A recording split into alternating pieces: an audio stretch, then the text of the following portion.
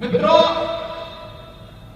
Love जिहाद के बारे में यहां की न्यायालय ने 2009 में इस बात को स्पष्ट किया था कि लव जिहाद केरल जैसे स्टेट को इस्लामिक स्टेट बनाने की साजिश का हिस्सा है। उस सब के बावजूद यहां की सरकार सोई हुई है। उसे चिंता नहीं है न सुरक्षा की और न ही इसकी आड़ में केरल के खिलाफ और देश के खिलाफ की जा रही साजिश के बारे में कोई प्रभावी कार्रवाई नहीं हो पा रही है। हम सबको इसके खिलाफ जागरूक होना पड़ेगा और इसीलिए आज केरल की आवश्यकता है भारतीय जनता पार्टी। भारतीय जनता पार्टी न केवल आपको समृद्धि का बल्कि प्रत्येक नागरिक को बिना भेदभाव के सुरक्षा की गारंटी भी दे सकती है। സുഹൃത്തുക്കളെ, കേരളത്തിന്റെ നീതിപീഠവും 2009 പറയുകയുണ്ടായി, ലവ് ജിഹാദ് കേരളത്തില് ഒരു ഇസ്ലാമിക് സ്റ്റേറ്റ് ഉണ്ടാക്കുന്നതിന് വേണ്ടിയുള്ള ശ്രമമാണ് എന്ന് പറയുകയുണ്ടായി. പക്ഷേ ഇവിടെ ഭരിക്കുന്നതാരായാലും കേരളത്തിന്റെ സുരക്ഷയ്ക്ക് വേണ്ടിയല്ല, ദേശത്തിന്റെ സുരക്ഷയ്ക്ക് വേണ്ടി അല്ല അവർ ഭരിക്കുന്നത്. അതിനുവേണ്ടിയുള്ള നടപടികൾ അവർ സ്വീകരിച്ചില്ല. നമ്മളെ സംബന്ധിച്ചിടത്തോളം ജാഗ്രത പുലർത്തേണ്ടിയിരിക്കുന്നു. കേരളത്തിന്റെ ആവശ്യം ഭാരതീയ ജനതാ പാർട്ടി ജയിക്കുക എന്നുള്ളതാണ്. കേരളത്തിന് എല്ലാവിധ സമൃദ്ധിയും നൽകുക എന്ന് മാത്രമല്ല, ഓരോ പൗരനും ഭേദഭാവമില്ലാതെ അവന് ക്ഷേമ പ്രവർത്തനങ്ങൾ നടത്തുക എന്നുള്ളതാണ് भारतीय जनता पार्टी का लक्ष्य। भाइयों बहनों, केरल के अंदर यहां की वर्तमान सरकार कैसे जनभावनाओं के साथ खिलवाड़ कर रही है, सबरीमाला प्रकरण उसका एक उदाहरण है। एक तरफ सबरीमाला के नाम पर जनभावनाओं का कार्य यहां की सरकार करती है और दूसरी तरफ यहां पर कुछ ऐसे संगठनों को अराजकता फैलाने की छूट सरेआम दी जाती है जो यहां के मंदिरों और चर्चों पर हमला करके जनभावनाओं के साथ खिलवाड़ करते हैं। आप सब जानते हैं, केरल जैसे स्टेट में अगर जब सत्ता के संरक्षण में इस प्रकार की अराजकता फैलेगी तो स्वाभाविक रूप से ऐसे तत्वों के दुस्साहस बढ़ेंगे जिन्होंने अभी हाल ही में अपनी एक रैली के माध्यम से राष्ट्रीय स्वयंसेवक संघ के बारे में किस प्रकार की पोस्टरबाजी की थी। वे पोस्टरबाजी इस बात को साबित करती है कि उनकी मंशा भारतीय जनता पार्टी, आरएसएस या फिर इस देश के लिए और केरल के प्रति किस प्रकार की है। हमें समय रहते इस प्रकार की साजिश के खिलाफ और जो साजिश का हिस्सा यहां की सरकार बन रही है, उस साजिश को समय रहते उसके खिलाफ सजग होकर के प्रत्येक केरलवासी को जागरूक करना होगा। केरल की सरकार सबरीमाला के प्रकरण में जनास्था के साथ खिलवाड़ करती है, लेकिन आपने देखा होगा उत्तर प्रदेश में जनभावना का सम्मान करते हुए अयोध्या में प्रधानमंत्री मोदी जी ने भव्य राम मंदिर के कार्य का शुभारंभ किया है। भव्य राम मंदिर के निर्माण का कार्य ये भारत के राष्ट्र मंदिर के निर्माण के कार्यक्रम को आगे बढ़ाने का है। ये केवल एक मंदिर नहीं बल्कि भारत की आस्था को सम्मान देने का कार्य किया गया है और भारत की इस आस्था के सम्मान के लिए केरल की ओर से जो योगदान दिया गया है तो दिया जा रहा है। मैं इसके लिए केरल की जनता का हृदय से अभिनंदन करता हूं, आभार व्यक्त करता हूं। പ്രിയമുള്ളവരെ, കേരളത്തിലെ സർക്കാർ ജനഹിതത്തിനനുസരിച്ചല്ല അവർ പ്രവർത്തിക്കുന്നത്. ശബരിമലയിൽ അവർ ജനഹിതത്തിന് എതിരായിട്ടാണ് പ്രവർത്തിച്ചത്. മാത്രമല്ല, ചില തീവ്രവാദി സംഘടനകൾ അവര് ക്ഷേത്രങ്ങളും അതുപോലെ തന്നെ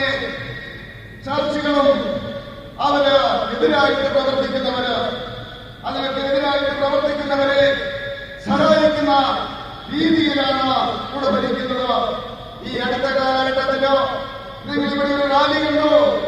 എന്തായിരുന്നു? കണ്ണൂർ ജില്ലയിലാണ്. എന്തായിരുന്നു ആ റാലി? RSSനെയും അതുപോലെ തന്നെ അങ്ങനെയുള്ള രാഷ്ട്രീയ സംഘടനകളെ ആക്ഷേപിക്കുന്ന രീതിയിലുള്ള ഒരു റാലിയും പോസ്റ്ററുമാണ് അത് ഇറക്കിയത്. ഈ രാജ്യത്തെ തകർക്കുന്നതിന് വേണ്ടിയുള്ള, രാജ്യത്തിന് വേണ്ടിയുള്ള ചിന്തയെ തകർക്കുന്നതിന് വേണ്ടിയുള്ള ഗൂഢാലോചനയാണ് നടക്കുന്നത്. തീർച്ചയായിട്ടും നമ്മളെ സംബന്ധിച്ചിടത്തോളം ജാഗ്രത പുലർത്തേണ്ടിയിരിക്കുന്നു. ഈ രാജ്യത്തിന് വേണ്ടി ജാഗ്രത പുലർത്തേണ്ടിയിരിക്കുന്നു. ശബരിമലയിൽ അവര് ഇവിടുത്തെ സർക്കാർ ജനഹിതത്തിനെതിരായിട്ട് വിശ്വാസികളുടെ വിശ്വാസത്തിന് എതിരായിട്ടാണ് പ്രവർത്തിച്ചതെങ്കിൽ നിങ്ങൾ നോക്കൂ, ഉത്തർപ്രദേശില് മോഡിജി രാമമന്ദിരത്തിന്റെ ശിലാസ്ഥാപനം സ്ഥാപിച്ചിരിക്കുകയാണ്. ആ രാമമന്ദിരം എന്ന് പറയുന്നത് അത് തീർച്ചയായിട്ടും രാഷ്ട്രമന്ദിരമാണ്. ഈ രാജ്യത്തിന്റെ മന്ദിരമായിട്ട് മാറിയിരിക്കുകയാണ്. അതിനുവേണ്ടി ഈ കേരളത്തിലെ ജനത നൽകുന്ന സംഭാവനയ്ക്ക്, സഹായത്തിന് ഞാൻ ഹൃദയത്തിന്റെ ഭാഷയിൽ കേരളത്തിലെ ജനങ്ങളോട് ഞാൻ നന്ദി പറയുകയാണ്. भाइयों बहनों, CPM की केरल की सरकार ने केवल यहां की जनता की भावनाओं के साथ खिलवाड़ करने का ही काम नहीं किया, बल्कि अपने राजनीतिक स्वार्थ के लिए CPM की सरकार यहां पर तमाम ऐसे संगठनों को अराजकता फैलाने की खुली छूट दे रही है, जो न केवल सुरक्षा के लिए बल्कि एकता और अखंडता के लिए भी गंभीर चुनौती प्रस्तुत कर रहे हैं। दूसरी तरफ यहां पर न केवल उन्होंने मनुष्यों को आपस में बांटा है, बल्कि इस सरकार ने तो बैंकों को भी बांटने का काम किया था। हवाल नाम का एक नया बैंक खोलने की कुछ चेष्टा केरल के अंदर करने का प्रयास इस सरकार की विभाजनकारी मानसिकता को प्रदर्शित करता है। हमें विभाजन नहीं, हमें तो अपनी संस्थाओं को मजबूती के साथ आगे बढ़ाने और उसके माध्यम से प्रत्येक नागरिक के जीवन में खुशहाली लाने का कार्य करना है। आज प्रधानमंत्री मोदी जी के नेतृत्व में पूरे देश के अंदर जो अभियान चला है, सबका साथ, सबका विकास और सबका विश्वास, इस अभियान के साथ जुड़ करके प्रत्येक केरलवासी भी शासन की योजना से लाभान्वित हो सके। यह कार्य भारतीय जनता पार्टी अपने सहयोगी दलों के साथ मिलकर के करेगी और इसे यहाँ के जन जन तक पहुंचाने की आवश्यकता है कि भारतीय जनता पार्टी ही जैसे मोदी जी के नेतृत्व में पूरे देश के अंदर गरीब कल्याण की योजनाओं को, नौजवानों के लिए योजनाओं को, महिलाओं के लिए की जाने वाली तमाम प्रकार के कार्यक्रमों को लेकर के आगे बढ़ रही है। वही कार्य केरल के अंदर भी होना चाहिए और केरल के अंदर भारतीय जनता पार्टी ही इस कार्य को आगे बढ़ाएगी। इसके लिए आज आप सबका आह्वान करने के लिए मैं आपके बीच यहां पर उपस्थित हुआ हूं। സഹോദരി സഹോദരന്മാരെ, CPMന്റെ ഭരണം കേരളത്തിലെ ജനവികാരവുമായിട്ട് അവരെ തന്നെ ഏറ്റുമുട്ടുകയാണ്. ഈ അവസരത്തിൽ അവർ ജനങ്ങളെ വിഭജിക്കുന്നതിന് വേണ്ടിയുള്ള രാഷ്ട്രീയമാണ് കളിക്കുന്നത്. ഇവിടുത്തെ തീവ്രവാദി സംഘടനകൾക്ക് അവരെ സഹായം കൊടുത്തുകൊണ്ട് ഇവിടെ അരാജകത്വം ഉണ്ടാക്കുകയാണ്. ഏകതയ്ക്കും അഹിംസയ്ക്കും എതിരായിട്ട് അവർ പ്രവർത്തിച്ചുകൊണ്ടിരിക്കുകയാണ്. ഇവിടുത്തെ ജനങ്ങളെ വിഭജിക്കുവാൻ വേണ്ടി അവർ ശ്രമിച്ചുകൊണ്ടിരിക്കുന്നു. ജനങ്ങളെ വിഭജിക്കുക മാത്രമല്ല, ബാങ്കുകളെ അവർ വിഭജിക്കുന്നു. ഹലാൽ ബാങ്ക് എന്ന് പറഞ്ഞുകൊണ്ട് ഒരു ബാങ്ക് ഇവിടെ സ്ഥാപിക്കുവാൻ വേണ്ടി അവർ ശ്രമിക്കുകയാണ്. മനുഷ്യനെയും തമ്മിലടിപ്പിക്കുന്നതിന് വേണ്ടി ഇതിനെതിരെ മാനവികതയുടെ ശബ്ദമായിട്ട് നാം ശക്തമായിട്ട് മുന്നോട്ട് നീങ്ങേണ്ടിയിരിക്കുന്നു.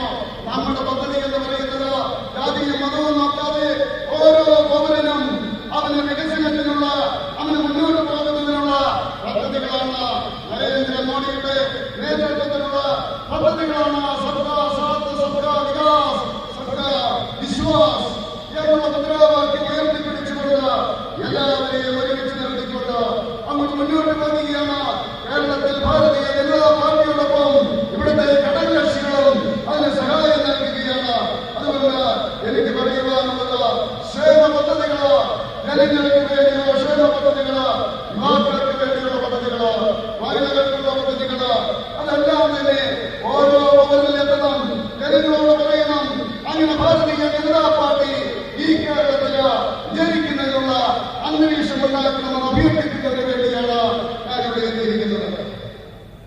भाइयों बहनों, केरल के अंदर चाहे एलडीएफ रहा हो या यूडीएफ, ये दोनों भ्रष्टाचार की प्रतीक रहे हैं। यहां की जनता को शासन की योजनाओं से वंचित करने वाले रहे हैं। उत्तर प्रदेश देश के अंदर आबादी के हिसाब से सबसे बड़ा राज्य है। 24 करोड़ की आबादी उत्तर प्रदेश में निवास करती है और उस 24 करोड़ की आबादी में आपने देखा होगा कोरोना प्रबंधन किस रूप में होता है। उत्तर प्रदेश के अंदर आज के दिन पर 2000 से भी कम एक्टिव केस कोविड के उत्तर प्रदेश के अंदर बचे हैं। कोविड की नियंत्रण के लिए बहुत अच्छी कार्य योजना वहां पर बना करके, क्योंकि केंद्र में मोदी जी के नेतृत्व की सरकार जो मार्गदर्शन करती है और जिन योजनाओं को देती है, उन योजनाओं को ईमानदारी के साथ उत्तर प्रदेश के नागरिकों को उपलब्ध कराने का कार्य किया जा रहा है। और इसलिए बेहतर कोविड प्रबंधन के लिए WHO ने भी उत्तर प्रदेश सरकार की सराहना की है। आखिर कोविड नियंत्रण केरल के अंदर क्यों नहीं होता है? केरल की सरकार, यहाँ के मुख्यमंत्री और यहाँ की सरकार तो पहले उत्तर प्रदेश के हेल्थ इंफ्रास्ट्रक्चर पर हंसती थी, लेकिन आज दुनिया कोविड प्रबंधन में फेल होने के लिए केरल की सरकार पर हंस रही है। केरल की सरकार को केरल की जनता के सामने इसका जवाब देना चाहिए। സുഹൃത്തുക്കളെ, കേരളത്തില് LDF ആയാലും UDF ആയാലും അത് അഴിമതിയുടെ പ്രതീകങ്ങളായിട്ട് മാറിയിരിക്കുകയാണ്. ഭരണത്തിലൂടെ ജനങ്ങൾക്ക് ആനുകൂല്യങ്ങളല്ലാതെ അവര് അവഗണിക്കുകയാണ്. എന്നാൽ ഞാൻ യുപിയിൽ നിന്നാണ് വരുന്നത്. ഇന്ത്യയിലെ ഏറ്റവും കൂടുതൽ ജനസംഖ്യയുള്ള സംസ്ഥാനമാണ് UP. 24 കോടി ജനങ്ങളാണ് UPയിലുള്ളത്. ആ 24 കോടി ജനങ്ങളുള്ള UPയില് കൊറോണ എങ്ങനെ നിയന്ത്രിച്ചു എന്ന് നിങ്ങൾ മനസ്സിലാക്കണം. ഇന്ന് 2000-ൽ കുറവാണ്. അവിടെ ഈ കൊറോണ കേസസ് ഏതായാലും UP ശക്തമായിട്ടുള്ള നടപടികള് എങ്ങനെയാണോ മോഡി നിർദ്ദേശിച്ചത് അതിന്റെ അടിസ്ഥാനത്തില് പദ്ധതികൾ നടപ്പിലാക്കി. അതുകൊണ്ട് അവരെ കൊറോണ നിയന്ത്രിക്കുവാൻ സാധിച്ചു. ലോക ആരോഗ്യ സംഘടന UPയെ അഭിനന്ദിച്ചിരിക്കുകയാണ് ശക്തമായിട്ടുള്ള നടപടികൾ സ്വീകരിച്ചതിന്. എന്തുകൊണ്ട് കേരളത്തിലെ സർക്കാരിന് നിയന്ത്രിക്കാൻ സാധിക്കുന്നില്ല? ഒരു കാലഘട്ടത്തിൽ കേരളത്തിലെ മുഖ്യമന്ത്രി UPയുടെ കാര്യം പറഞ്ഞ് ചിരിക്കുമായിരുന്നു. ഇന്ന് ലോകം മുഴുവൻ കേരളത്തിലെ സർക്കാരിന്റെ പരാജയം ചൂണ്ടിക്കാണിച്ചുകൊണ്ട് ചിരിക്കുകയാണ്. അങ്ങനെ ഈ സർക്കാർ പരാജയപ്പെട്ടിരിക്കുകയാണ് കോവിഡ് നിയന്ത്രിക്കുന്ന കാര്യത്തില്. केरल के अंदर यहां का युवा यहां पर ईमानदारी से नौकरी न मिलने के कारण केरल से पलायन करने के लिए मजबूर हो रहा है। और उत्तर प्रदेश में 4 वर्ष में 4 लाख नौजवानों को सरकारी नौकरी पूरी पारदर्शी ईमानदारी के साथ उत्तर प्रदेश सरकार ने उपलब्ध करवाई है। केरल की बहुत सारी बहनें को उत्तर प्रदेश के अंदर भी वहां पे शासकीय सेवा में भी और निजी क्षेत्र की सेवा में भी कार्य कर रही हैं। कहीं कोई समस्या उनके सामने नहीं है। यही नहीं, निजी क्षेत्र में भी भारी पैमाने पर निवेश को उत्तर प्रदेश के अंदर आमंत्रित किया गया है। और केंद्र सरकार की मदद से उत्तर प्रदेश में वर्तमान राजस्थान में 30 नए मेडिकल कॉलेज बनाए जा रहे हैं। 40 लाख गरीबों को एक आवास उपलब्ध कराया गया है। 1 करोड़ 38 लाख से अधिक लोगों को विद्युत का कनेक्शन उपलब्ध करवाया गया है। 2 करोड़ 61 लाख से अधिक लोगों के लिए स्वयं उनके टॉयलेट उपलब्ध कराए गए हैं। और यही नहीं, आयुष्मान भारत के अंदर उत्तर प्रदेश के लगभग 10 करोड़ लोगों को हम लोगों ने 5 लाख रुपए की स्वास्थ्य बीमा का कवर देने का काम भी उत्तर प्रदेश के अंदर उपलब्ध किया है। आखिर केरल के अंदर इन योजनाओं का लाभ केरल की जनता को क्यों नहीं मिल पा रहा है? क्योंकि केरल की सरकार रुचि नहीं लेती, उसकी इन योजनाओं में रुचि भी नहीं। आपके सामने उदाहरण है जल जीवन मिशन का। जल जीवन मिशन का मतलब हर घर नल। प्रधानमंत्री मोदी जी ने हर व्यक्ति के लिए शुद्ध पेयजल की आपूर्ति के लिए भारत सरकार पर्याप्त मात्रा में व्यवस्था कर रही है और प्रत्येक नागरिक के तक शुद्ध पेयजल की उपलब्धता हर घर तक पहुंचाने के लिए जल जीवन मिशन की घोषणा की और उसे लागू किया। लेकिन केरल की सरकार एक तो समयबद्ध ढंग से इस योजना को लागू नहीं कर पा रही है और दूसरा इस योजना को भी अपने नाम पर चस्पा करके जबरन इसका श्रेय लेने का प्रयास कर रही है। यानी आवास भी नहीं देगी गरीबों को, गरीबों का शौचालय भी नहीं बनाएगी, आयुष्मान भारत का लाभ भी गरीबों को नहीं उपलब्ध होगा। और अगर कोई योजना केंद्र सरकार के द्वारा, मोदी जी के द्वारा प्रत्येक नागरिक के लिए उपलब्ध कराई जाती है तो इस योजना में भी मोदी जी और केंद्र सरकार का नाम कटवाने का प्रयास होता है। पैसा तो देते हैं लेकिन योजनाओं के नाम साथ प्रधानमंत्री जी और केंद्र सरकार का नाम जोड़ने में संकोच होता है। भाइयों बहनों, हमें केरल सरकार की वास्तविकता को समझने का प्रयास करना चाहिए। इनका विकास में नहीं, केरल के विकास में नहीं, केरल के नागरिकों के उत्थान में नहीं, बल्कि केवल सीपीएम के कैडर के विकास में इनकी रुचि है। और सीपीएम के कैडर के विकास के लिए केरल की जनता के साथ होगा बंद होना चाहिए। और यही आह्वान करने के लिए आज आपके बीच में हम लोग आए हैं। പ്രിയമുള്ളവരെ, കേരളത്തിലെ യുവാക്കൾ ജോലി കിട്ടാതെ വിഷമിക്കുകയാണ്, ഇന്ന് സമരം ചെയ്യുകയാണ്. പക്ഷേ ഞാൻ പറയാൻ ആഗ്രഹിക്കുന്നു, യുപിയിലെ കഴിഞ്ഞ 4 വർഷം കൊണ്ട് 4 ലക്ഷം തൊഴിലില്ലാത്ത ചെറുപ്പക്കാർക്ക് ജോലി കൊടുക്കുവാൻ സാധിച്ചു. കേരളത്തിലെ അനേകം സഹോദരി സഹോദരന്മാര് യുപിയിൽ ജോലി ചെയ്യുന്നുണ്ട്. സർക്കാരിന്റെ കീഴിലുള്ള ആരോഗ്യ സ്ഥാപനങ്ങളിലെ അതുപോലെ തന്നെ പ്രൈവറ്റ് സ്ഥാപനങ്ങളിലും ജോലി ചെയ്യുന്നുണ്ട്. അവരെ സംബന്ധിച്ചിടത്തോളം ഒരു പ്രശ്നവുമില്ല.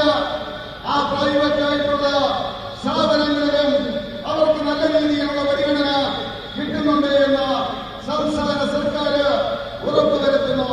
മാത്രമല്ല, കേന്ദ്ര സർക്കാരിന്റെ സഹായത്തോടുകൂടി യുപിയില് 30 മെഡിക്കൽ കോളേജുകളാണ് ഈ കഴിഞ്ഞ വർഷങ്ങളിൽ സ്ഥാപിച്ചത്. പാവപ്പെട്ടവർക്ക് 40 ലക്ഷം വീടുകൾ കൊടുത്തു. സൗജന്യമായിട്ട് വൈദ്യുതി 1,38 ലക്ഷം പേർക്കാണ് കൊടുത്തത്. 2 കോടി ജനങ്ങൾക്ക് ടോയ്ലറ്റ് കൊടുത്തു. അതുപോലെ ആയുഷ്മാൻ ഭാരത് 5 ലക്ഷം രൂപയുടെ ഇൻഷുറൻസ് 10 കോടി വീടുകളിലാണ് കൊടുത്തത്. അങ്ങനെ പദ്ധതികൾ നടപ്പിലാക്കുകയാണ്. പക്ഷേ കേരളത്തിലെ സർക്കാരിന് ഇത് നടപ്പിലാക്കുവാൻ താല്പര്യമില്ല. നിങ്ങൾക്കറിയാം, ഇവിടെ ഒരു പദ്ധതിയുണ്ട്, ജലജീവൻ പദ്ധതി. എല്ലാ വീടുകളിലും പൈപ്പിലൂടെ കുടിവെള്ളം എത്തിക്കുന്ന പദ്ധതിയാണ്. അത് ഭാരതം മുഴുവൻ നടപ്പിലാക്കുകയാണ്. കേരളത്തിലെ സർക്കാർ അത് സമയത്തിന് തുടങ്ങിയില്ല. മാത്രമല്ല, അത് വേണ്ട രീതിയിൽ നടപ്പിലാക്കുന്നില്ല. ഈ മോഡി സർക്കാരിന്റെ പദ്ധതികള് അത് ഭവന നിർമ്മാണ പദ്ധതികളാണെങ്കിലും ആയുഷ്മാൻ ഭാരതിന്റെ പദ്ധതിയായാലും ടോയ്ലറ്റിന്റെ പദ്ധതിയാണെങ്കിലും അവർ നടപ്പിലാക്കാൻ ആഗ്രഹിക്കുന്നില്ല. കേന്ദ്ര സർക്കാർ നേതാക്കളുടെ പണം വേണം. പക്ഷേ മോഡിയുടെ പേര് പാടില്ല, കേന്ദ്രത്തിന്റെ പേര് പാടില്ല, പണം മതി എന്നാണ് അവർ പറയുന്നത്. തീർച്ചയായിട്ടും കേരളത്തിലെ ജനങ്ങളെ ഇത് പറഞ്ഞു നമ്മൾ മനസ്സിലാക്കിക്കണം. ഇവരുടെ സർക്കാർ കേരളത്തിന്റെ വികസനത്തിന് വേണ്ടിയല്ല, ജനങ്ങളുടെ ഉദാഹരണത്തിന് വേണ്ടിയല്ല പരിശ്രമിക്കുന്നത്. CPM കേരളങ്ങളുടെ വികാസത്തിന് വേണ്ടിയാണ്, അവരുടെ രക്ഷയ്ക്ക് വേണ്ടി മാത്രം പ്രവർത്തിക്കുന്ന ഒരു സർക്കാരാണ്. അല്ലാതെ ഭേദഭാവമില്ലാതെ BJPയുടെ സർക്കാരിനെ പോലെ ഓരോ പൗരന്മാർക്കും ക്ഷേമ പദ്ധതികൾ നടപ്പിലാക്കുന്ന സർക്കാരായി പറയുവാൻ ഞാൻ ആഗ്രഹിക്കുകയാണ്. भाइयों बहनों, शुरुआत अच्छी होती है तो अंत भी बहुत अच्छा होता है। और आज बीजेपी केरल की इस विजय यात्रा का जो शानदार शुरुआत हो रही है, मेरी आप सबके प्रति शुभकामनाएं हैं कि यह यात्रा केरल के अंदर भारतीय जनता पार्टी की विजय यात्रा के साथ ही स्टेट में भारतीय जनता पार्टी बेहतरीन प्रदर्शन करते हुए सरकार बनाने की ओर अग्रसर होगी। क्योंकि मुझे विश्वास है, आज मोदी जी के नेतृत्व में जो विश्वास आम जनमानस के मन में आया है, केरल के अंदर भी वहां पर CPM की सरकार थी। और आप जानते हैं कि त्रिपुरा के अंदर जब वहां की सरकार 35 वर्षों से चली आ रही थी, लेकिन जब उनके पास मोदी जी के नेतृत्व की भारतीय जनता पार्टी की सरकार के कार्यों की और लोक कल्याणकारी योजनाओं का लाभ पहुंचा, तो उन्हें वास्तविकता की जानकारी हुई। और जब वहां पे इलेक्शन हुए 2 वर्ष पूर्व, तो त्रिपुरा में 2/3 मेजोरिटी के साथ भारतीय जनता पार्टी वहां पर सरकार बनाई है। आज नॉर्थ ईस्ट में त्रिपुरा हो, मणिपुर हो, अरुणाचल हो, असम है, इन सभी राज्यों में भारतीय जनता पार्टी की सरकारें बेहतरीन तरीके से कार्य कर रही है। और भारतीय जनता पार्टी विकास के लिए जो कार्य कर ही रही है, साथ साथ अलगाववाद और आतंकवाद पूरी तरह उन क्षेत्रों से समाप्त भी हो गया है। केरल के अंदर भी भारतीय जनता पार्टी के कार्यकर्ताओं ने त्याग और बलिदान का शौर्य और पराक्रम का जो एक नया इतिहास रचा है, इस इतिहास को आगे बढ़ाने की आवश्यकता है। और इसके लिए इस विजय यात्रा का शुभारंभ आप सबके लिए शुभ हो, या अपनी पूरी शुभकामना आप सबके प्रति व्यक्त करने के लिए आज मैं विशेष रूप से इस विजय यात्रा के शुभारंभ के अवसर पर यहाँ पर आपके बीच में उपस्थित हुआ हूँ। आप सबके लिए और इस पूरी यात्रा के लिए, विधानसभा चुनाव के लिए मेरी शुभकामनाएं, उत्तर प्रदेश की शुभकामनाएं और देश की शुभकामनाएं आप सबके प्रति है। इस विश्वास के साथ मैं